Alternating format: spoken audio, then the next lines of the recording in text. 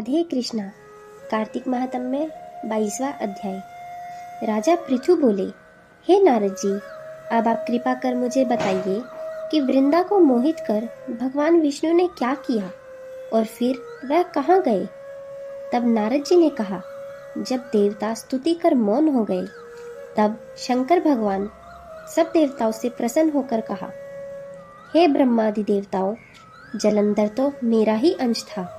मैंने उसे तुम्हारे लिए नहीं मारा, किंतु यह मेरी सांसारिक लीला थी। फिर भी आप लोग यह सत्य कहिए कि इसमें आप सुखी हुए या नहीं। तब तो ब्रह्मा आदि देवताओं के नेत्र हर्ष से खिल गए और उन्होंने शिव जी को प्रणाम करके विष्णु जी का वह सब वृतांत कह सुनाया जो उन्होंने बड़े प्रयत्न से वृंदा को मोहित किया था तथा वह अग्नि में प्रवेश कर परम गति को प्राप्त हुई थी। देवताओं ने यह भी कहा कि तभी से वृंदा की सुंदरता पर मोहित हुए विष्णु उनकी चिता की राख लपेटे इधर उधर घूमते हैं। अतएव आप उन्हें समझाइए, क्योंकि यह प्राकृतिक सदा चराचर आपके अधीन है। देवताओं से यह वृतांत मन शंकर जी ने उन्हें अपनी दुस्तर माया समझाई और कहा कि यह सारा जगत उसी के अधीन है। उसी से मोहित विष्णु भी काम के वश हो गए हैं, परंतु महादेवी उमा त्रिदेवी की जननी सबसे परे है। वह मूल प्रकृति परम मनोहर और वही गिरिजा भी कहलाती है।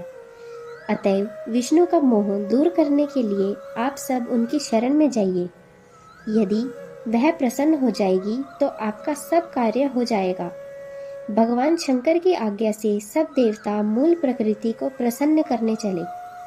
उनके स्थान पर पहुंचकर उनकी बड़ी स्तुति की। तब आकाशवाणी हुई, हे देवताओं, मैं 3 प्रकार से तीनों गुणों से पृथक होकर स्थित होती हूँ। सत्यगण से गौरी ज्योति रूप हूँ। अतएव अब आप लोग मेरी रक्षा से यदि सादर उन देवियों के पास जाओ तो वह तुम्हारे सब मनोरथों को पूर्ण कर देंगी। यह वाणी सुनकर देवताओं ने नेत्र खोले। वह भगवती का आदर करते हुए गौरी, लक्ष्मी और सरस्वती को प्रणाम करने लगे। सब देवताओं ने भक्ति पूर्वक वह सब देवियां प्रकट हो गई। सब देवताओं ने प्रसन्न होकर भक्ति पूर्वक अपना निवेदन किया। देवताओं ने कुछ बीज देकर कहा, इन्हें ले जाकर दे दो, तुम्हारे सब कार्य सिद्ध हो जाएंगे। ब्रह्मा आदि देवता उन बीजों को लेकर भगवान विष्णु के पास गए। वृंदा की चिता भूमि में डाल दिया। उससे धात्री, मालती और तुलसी प्रकट हुई। भगवान विष्णु ने जो ही उन स्त्री रूप वाली वनस्पतियों को देखा, वह उठ बैठे। कामासक्त चित्त से मोहित हो उनसे याचना करने लगे।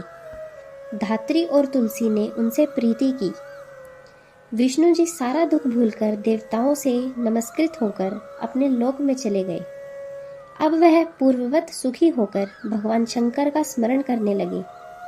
यह आख्यान शिवजी की भक्ति देने वाला है। राधे कृष्णा।